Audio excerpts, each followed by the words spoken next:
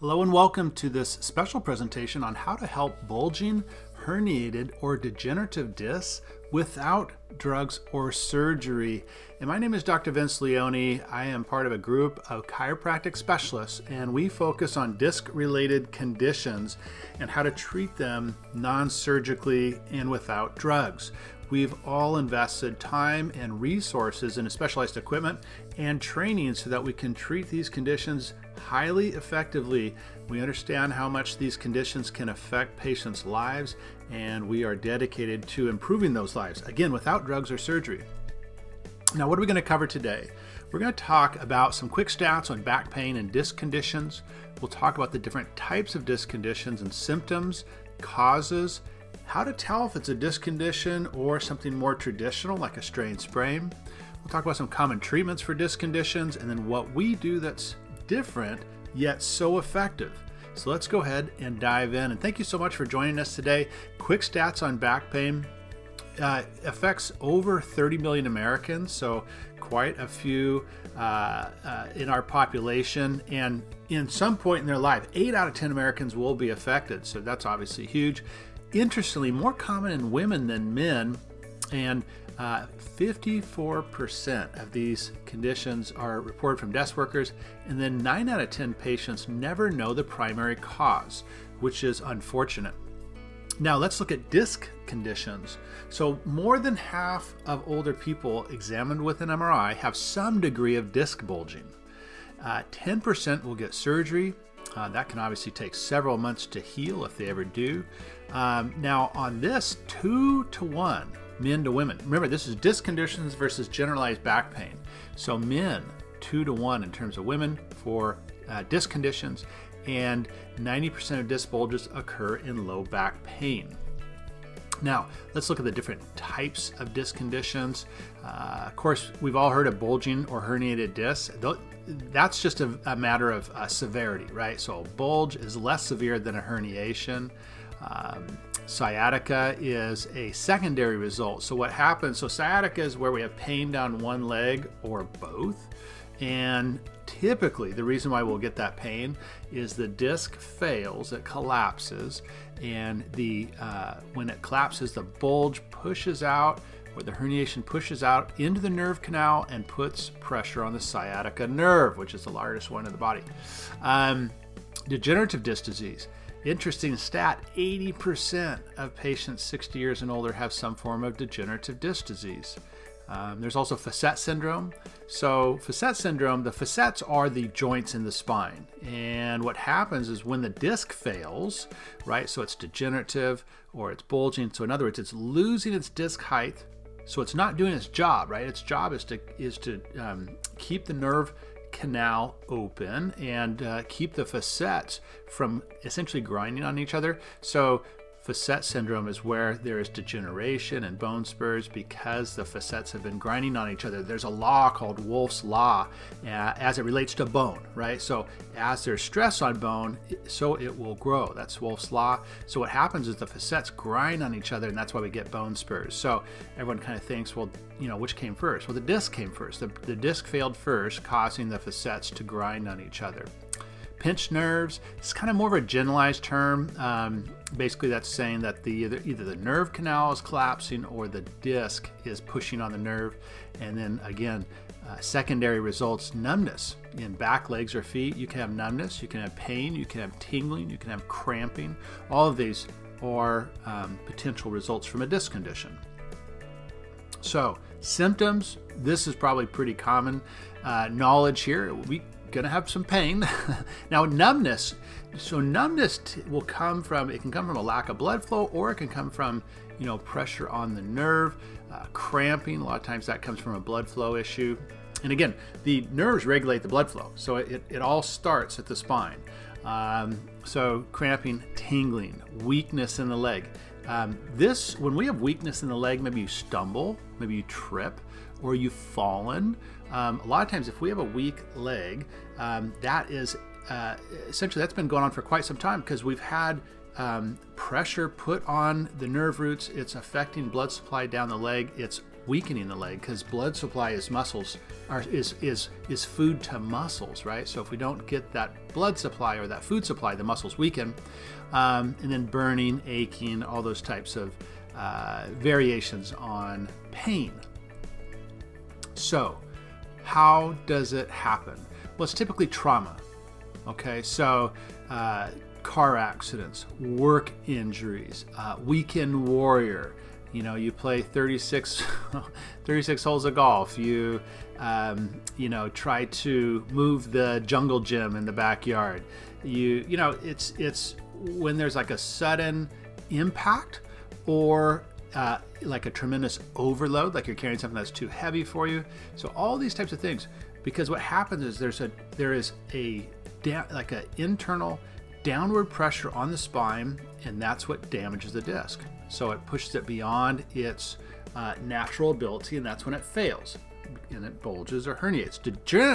Degenerative disc is from that's an age condition, right? So because when it degenerates, it starts to lose water content. We'll get into that in a second, but it becomes what's called desiccated, so it has less than its normal water content.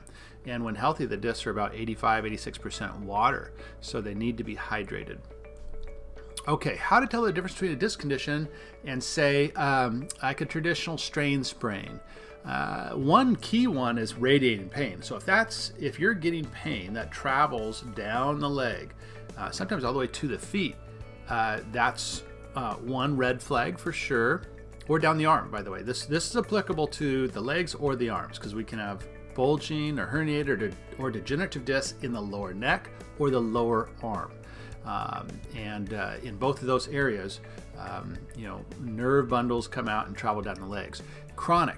So chronic is typically defined around anything over 8 weeks.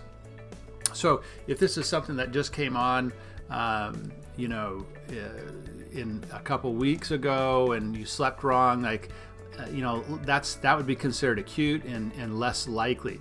But if you had a car accident, so here's the caveat: if you had a car accident, it doesn't have to be chronic, right? So a car accident would be acute if it was in the last, 3 weeks or even up to the last 6 weeks. That would be considered acute, but that could certainly cause a disc condition. So you want to take all these factors into consideration, and I'm not saying you should self-diagnose. Please don't. Go to a certified, a well-trained expert. I just want to give you an idea of what some typical causes. When we say chronic, though, it's a lot of times. So this type of patient, say they've been suffering with this from 6 months to 6 years, and they've been to medical doctors, physical therapists, chiropractors, and no one seems to help them. A lot of times that's a disc condition that it went undiagnosed, because a lot of chiropractors, a lot of PTs do not take MRIs. And so you can see the loss of disc height on X-ray. And so if you correlate that with, subjective complaints and objective orthopedic testing, we can, make a fairly strong assumption. Okay, yeah, this is a disc condition. But to truly know that it's a disc condition and the severity in terms of actually measuring the bulge or the herniation, that comes through an MRI. So when we say it's not resolved by other traditional therapies, that's what happens, because most chiropractors, most PTs, most medical doctors, they're just not super tuned in. They're not super dialed in on disc conditions. And for whatever reason, just because it's not as common as like a strain sprain, those types of things. Typically, it'll be pretty darn high on the pain scale. If it's a true herniation, less so if this is like a degenerative disc.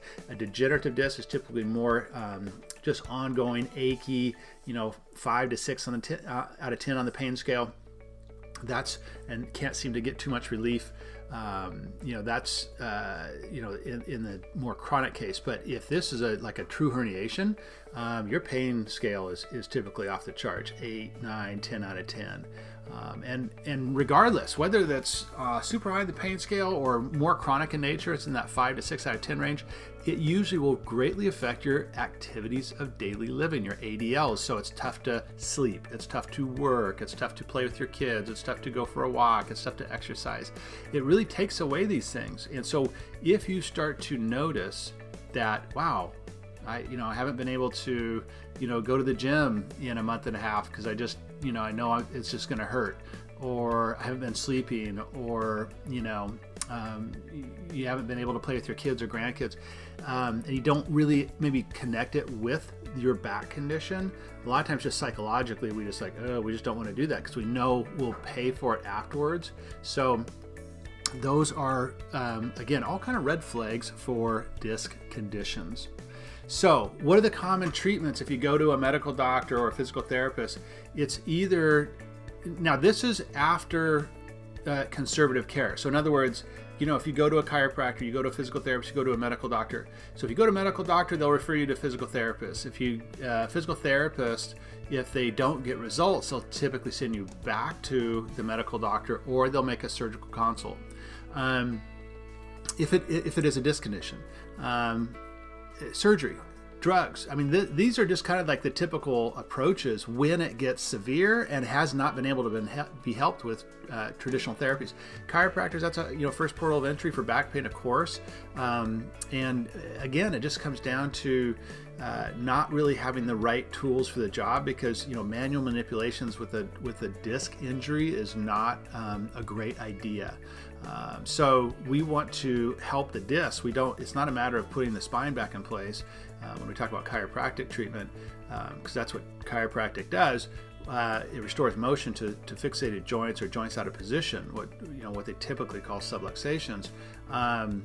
But manual manipulation or even instrument adjusting on the spine it's not going to heal the disc. It's not going to get water back in the disc. So again, all of these three, and with PT, I mean, you're strengthening the muscles, and that's a good thing. But the spine is stabilized by essentially three things: muscles and ligaments, and the disc. So if you have one of those primary legs of the stool not working, the disc, it will typically not be an effective treatment, because you really need to address all three of those.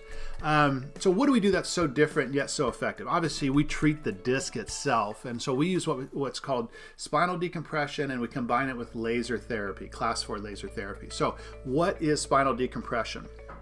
Well, spinal decompression is essentially motorized traction. I'm sure you've heard of traction. It's been around forever. It's going to, kind of pull on the spine and take pressure off the nerve roots. The difference with spinal decompression and traction is decompression is going to, one, be specific to the disc level. So if it's L5S1, it's L5S1. It's not the whole lumbar spine. So specificity is important, and that's what spinal decompression does, and dynamic. So with spinal decompression, it's going to pull and release multiple times over the course of your treatment protocol, which is usually like 20 minutes of treatment, something in that neighborhood. It will pull and release multiple times. It creates what's called a vacuum effect in the middle of the disc. In other words, the pressure in the middle of the disc is less than outside of it, so it absorbs water. And that's what we want, because the disc is 85% water. So think of it like your tire on your vehicle.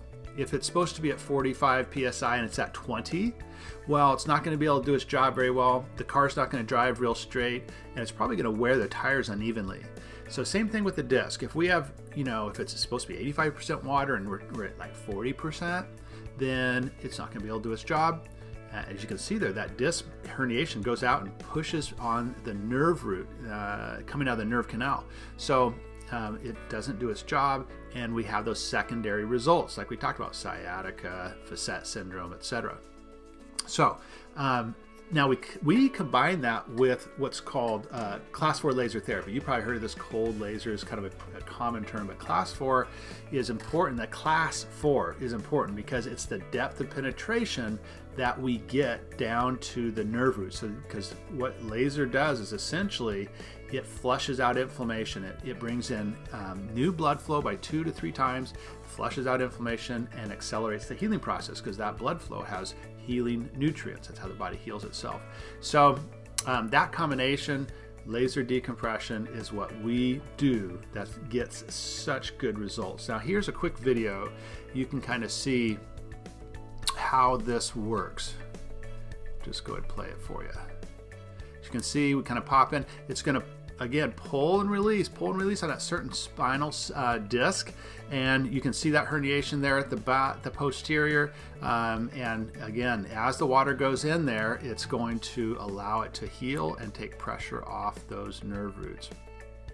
So that's a really quick demonstration of spinal decompression. So is it safe? Well, yeah, absolutely. It's, FDA approved. It's relatively new, but it's been around since the 90s. So it's not like was released last year. But the point being is, for whatever reason, not a lot of doctors have taken this up. And most likely because there's just not as many people with disc conditions versus, say, common neck and back pain. But yeah, it's extremely safe. It's extremely gentle. The machines will, if they essentially register that the body is like spasming or fighting the machine, it will typically have a cutoff switch. A lot of times our patients, they just fall asleep when they're on the table. It's the first time they've been out of pain, right? Or it's been reduced significantly. We have a great recovery rate and tons of research by some wonderful institutions. So it's backed by research, it's FDA cleared, it's highly effective, it's non-surgical, and it's drug-free. So this is the treatment if you're looking to treat a disc condition. You've tried other things, they haven't been working. You want to avoid drugs and surgery. This is the route. Now we'll talk about what that looks like and how you qualify in just a second. Now, is it covered by insurance? It's typically not. Now there are some that do cover it, but most insurances do not. We always get the question, why does it not cover it? We don't know. We know that we have research. We know that we have wonderful clinical results for years and years and years, thousands of patients treated effectively and successfully. But we just see it as, or the insurance, from what we've been told, sees it as elective, like, LASIK eye surgery or gastric bypass. They think it's an elective type of procedure, so they by and large do not cover it. So the next question is, well, how much is it going to be? So in most states and most doctors, we have doctors around the country, it's anywhere from $75 to $125 per visit. And now you may say, well, how many visits? Well, that's going to depend on the severity.